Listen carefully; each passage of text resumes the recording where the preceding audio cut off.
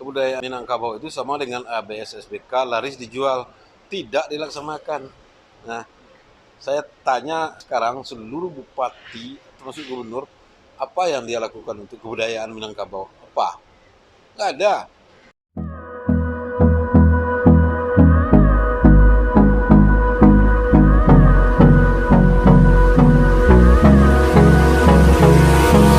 Hold me close till I get up.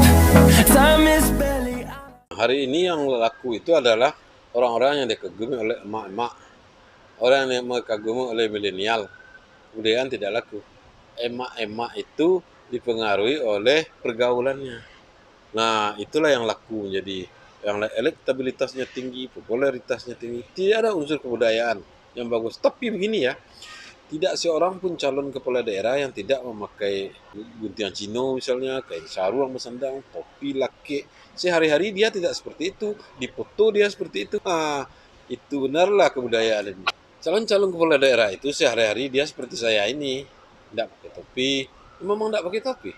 Bajunya seperti apa, biasa saja, tidak ada masalahnya. Tapi kalau lelaki kali jangan sebut pakai topi, topi baru, kain sarung bugis, pakai sekolah. Kain sarung bugis ketek belupik tu letak sekolah. Baju guntiang Cino tu.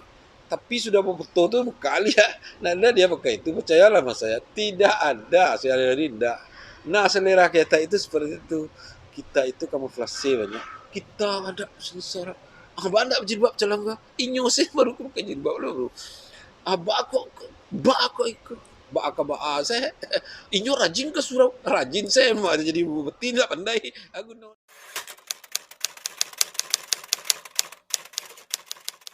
Ya maju malah. Kalau itu yang maju oke.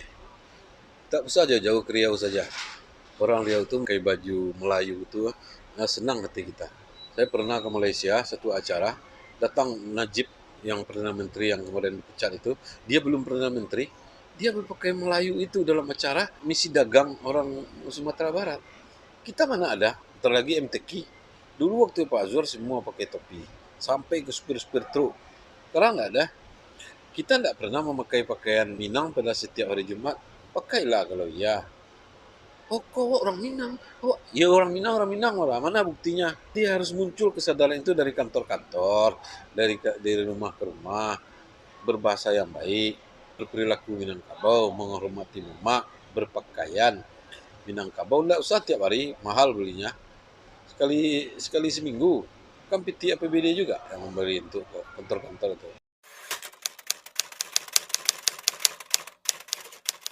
Membangun Sumatera Barat harus berbasiskan kebudayaan. Kita bisa contoh pada Jepang, Korea, Eropa, dan macam-macam. Kebudayaan itulah yang dibangun karena masyarakat hidup di dalam kebudayaan itu. Jangan dicangkokkan di luar. Cangkok sih boleh, tapi pondasinya harus kuat. Kebudayaan itu harus dibangun. Tanpa membangun kebudayaan masyarakat, nonsen masyarakat akan maju. Apa itu kebudayaannya? Cara hidupnya, cara bertaninya, cara ke pasar, cara membangun rumah tangga, sistem domestik rumah tangganya, sistem pasarnya. Pada banyak hal, sistem kebudayaan kita ini sudah diadopsi dalam pemerintahan. Misalnya musyawarah mufakat, cara berbicara, menghormati orang, berpakaian, seni-seni tradisi, makan bersama di kantor bupati, di rumah gubernur, ditunggu dulu orang tua cuci tangan, baru kita cuci tangan selesai makan. Itu kan sudah diambil sebagian. Yang saya maksud, kita belum membangun kebudayaan secara baik. Yang direncanakan benar-benar direncanakan dengan baik.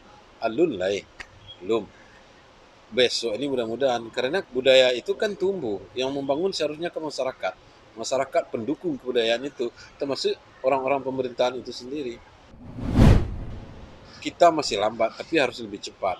Nah, untuk terlihat lebih cepat, kita memang pada tampilkan aksesoris dulu, berpakaian, seni tradisi, cara berbahasa, cara bermusyawarah, dan sebagainya. Dia akan cepat terlihat. Baru ke dalamnya dibangun sistem yang baik.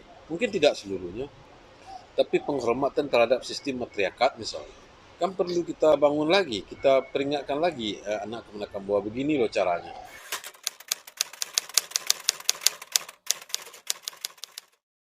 Orang-orang yang berjuang membangun kebudayaan itu saya hormat. Bahkan dengan perjuangannya dia mendapat uang. indeks pembangunan kebudayaan di Sumatera Barat yang menghasilkan uang baru 0,3%. Yang nomor satu itu Jogja. Jadi item-item kebudayaan itu sudah menghasilkan uang. Di Sumatera Barat belum. Yang sudah menjual itu banyak, ada beberapa, antara lain kawan saya dari negeri.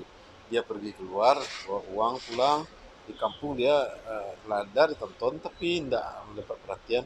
Dia mengumpulkan seni-seni tradisi, menampilkan di tempat dia, itu kan harus diapresiasi. Yang lain juga begitu, taman budaya harus lebih aktif menampilkan milik-milik kita.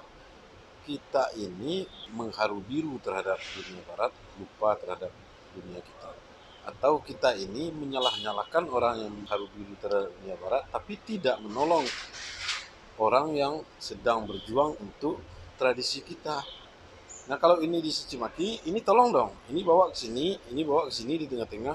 Kan adat Minangkabau itu tidak statis, tidak tertutup. Adat pakai baru, baju dipakai usang. Baju itu kalau dipakai usang dia. Adat kalau dipakai baru dia. Itu maksudnya adat itu terbuka terhadap kemajuan. Kita saja yang tak terbuka atau sangat terbuka sehingga melupakan tradisi lama.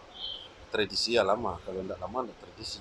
Jadi kita jaga seimbang, equilibrium antara baru dan usang disatukan. Itulah modal Minangkabau. Itulah modal kita membangun. Kalau itu tidak, kita akan terpere-pere. Kita pere-pere, tengah-tengah Sarawak ada lari. Orang sudah lari, kita masih mengurus celana. Jadi jangan kita mencemoohkan punya kita sendiri, tapi menggali satu-satu, lalu menjualnya dengan baik terhadap generasi muda.